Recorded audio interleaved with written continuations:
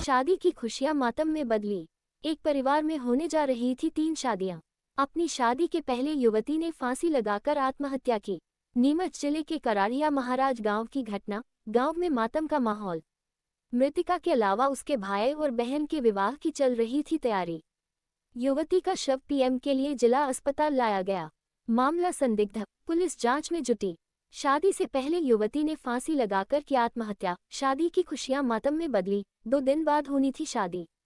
MP के नीमच जिले के कराड़िया महाराज गांव में एक 19 वर्षीय युवती ने अपनी शादी से महज 2 दिन पहले फांसी लगाकर आत्महत्या कर ली। इस घटना से पूरे गांव में मातम छा गया है और खुशियों का माहौल गम में बदल गया है।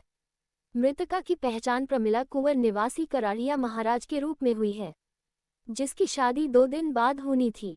आत्महत्या का कारण अज्ञात। प्रमिला ने आत्महत्या क्यों की, इसका अभी तक कोई पता नहीं चल पाया है।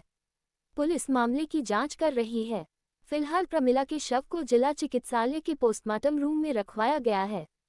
मंगलवार सुबह पोस्टमार्टम के बाद शव परिजनों को सौंप दिया जाएगा। फिलहाल युवती ने आत्महत्या क्यों की, इसकी जानकारी सामने नहीं आ पाई। इस घटना से पूरे गांव में सन्नाटा पसरा हुआ है। हर कोई सदमे में है और युवती के आत्महत्या करने के कारणों के बारे में जानने की कोशिश कर रहा है। परिवार के लोगों के द्वारा जो जिस तरीके से बताया गया है, उस हिसाब से धामनिया गांव है छादली के पास में, वहाँ का कोई लोकेन लड़का है, लोकेन सिंह, वो बारात लेके आने वाला है। पर उस लड़के के द्वारा उस लड़की को फ़ोन पर बार बार दबाव दिया जा रहा था कि आपको दहेज में हमको सोने की चेन देना है, नारियल देना है, और भी कुछ चीज़ें उसके द्वारा दबावपूर्वक मांगी जा रही थी। बच्ची बहुत सेंटिमेंटल थी और वो अपने दिल पे ले बैठी कि मेरे गरीब माता पिता सब चीज़ें कहाँ से लाएंगे और अब सब समाज में उनकी इज्जत खराब हो गई। ये बात सोच करके उस बच्चे ने एक गलत कदम उठा लिया है, जिसका हम सबको बहुत दुख है।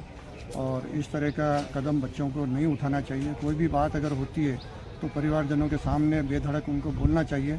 समाज बैठा है, परिवार बैठा है, तो उसके बीच में समाधान निकल सकता है। इस तरह से बच्चों को कभी भी गलत कदम नहीं उठाना चाहिए।